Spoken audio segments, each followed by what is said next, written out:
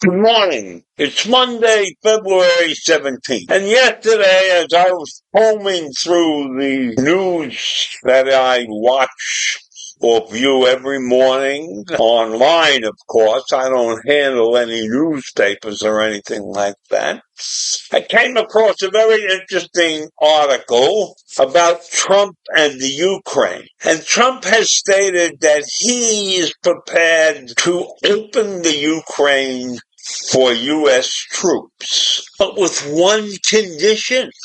And that condition is that the U.S. has access to 50% of the raw earth mineral deposits that the Ukraine has.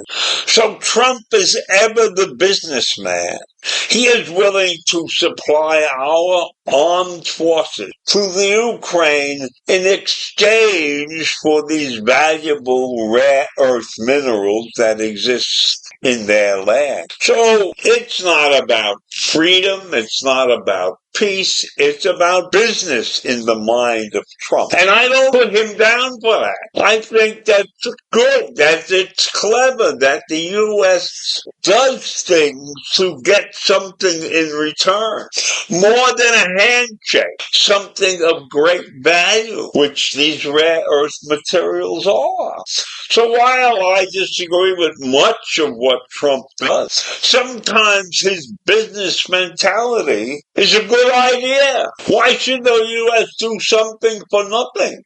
For a pat on the back? Give away millions of dollars?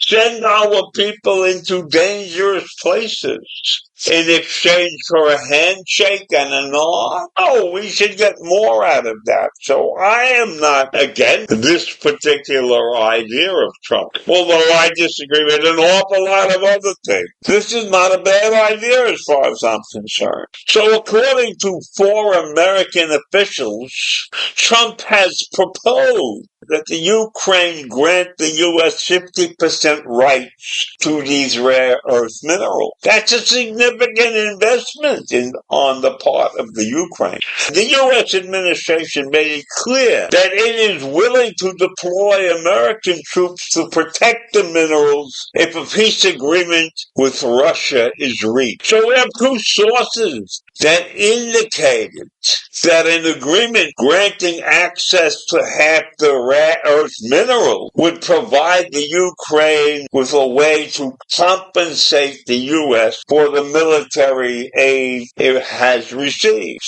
So is that bad?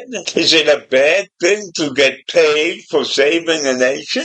I don't think so. And 3 American officials added that many of Ukraine's mineral resources are located in territories that are currently controlled by Russian forces. So that would mean that the U.S. would put their soldiers in some danger if they had to reclaim that area in some way, shape, or form. Now that is unclear in this particular agreement beginning, so to speak. But the Ukrainian official stated that Zelensky has long supported the idea of exchanging critical resources for continued U.S. support, calling it part of the victory plan he presented to partners and personally to Trump during a meeting last fall. So obviously, he was meeting with Trump before Trump even took over the presidency. That's a pretty good deal. Trump at least had some foresight in this particular situation. So the Secretary of the Treasury, Scott Bessent,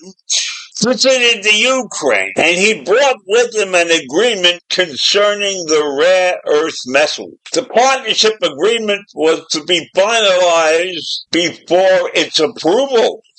That's according to the Ukrainian delegation in Munich, which took place on February 14th of this year.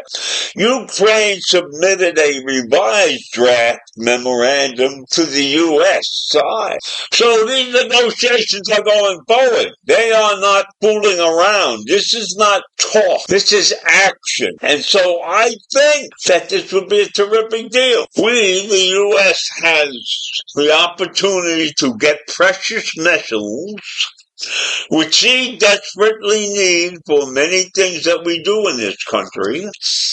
And the Ukraine gets protection in a war that has been unjust from day one.